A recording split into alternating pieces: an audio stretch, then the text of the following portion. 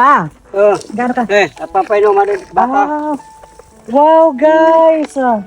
By the way, Oy, ito may regalo ako sa inyo. ito. From Valenzuela City guys. Ito siya. Mabigat kaya nalagay ko na lang po muna ito siya dito. And by the way guys, narito nga po pala yung baka namin guys. So, Malaki na yung anak.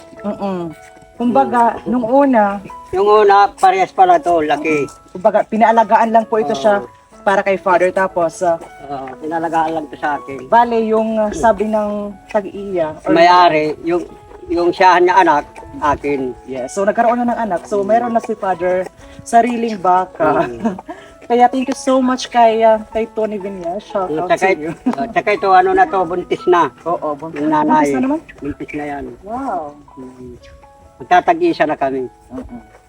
Ayan. So medyo malaki na talaga yung anak niya. Kasi mag-iisang taon na to. Wow. Mm. Diba? Akalain mo yun guys. Dati kasi, nung nandito yan kay father, as in, maliit pa talaga. Oo. Ano pa lang, mga 8 buwan pa lang Walang dyan. buwan. Mas maliit pa dyan, di ba? Oo. Kasi ito, 11 months na yan. Akala nga namin mamamatay ito siya dati kasi nagugurong ko.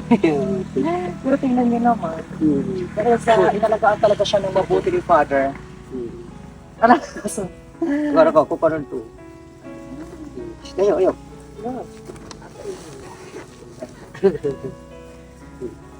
Ayan, orin na. Ito talaga yung patunay na kapag inaalagaan ng mabuti yung mga... Ito, bangkok ko na.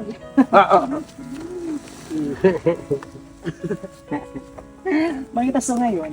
Balitaw. Kukulangan pa ng tubig.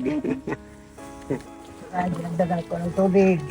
Ayan guys, so kinulang sila sa tubig at saka uhaw na uhaw po talaga yung baka ni father. Kaya kumuha ko ng tubig. By the way guys, yung baka namin is ano na siya, lalaki. Lalaki. Dali. Dili ka. Nahihiya yung isa. Dili ka di. Ay ko, medyo mailap pa. Bagong tali. So dirla to sa buto na dumanganak na to. Kaya thank you so much po talaga Lord. So, Meron ng yung pinaghirapan. yes. May nakita na. Hindi talaga biro yung pag-aalaga ng mga hayop, di ba? Kaya deserve talaga ni Father na magkaroon ng ganyang klaseng blessings. Sana man mga anak na tayo sa Mga fibra, mga kaya, mga miro. meron. Kukulang pa siguro isang balde. Pabuti ito dalhin sa ilog. Magtakas. Ayan guys, so in-update lang po namin kayo. So hanggang dito na lang po muna tayo. So siguro mamaya na lang natin to sa pagdating ni Mother kasi grabe mabigat siya. Wow! Thank you, Thank you ma'am. so much sa nagpadala po sa amin nito. So once again, hanggang dito na lang po muna tayo everyone. Thank you so much for watching. See you again on our next video. Bye-bye.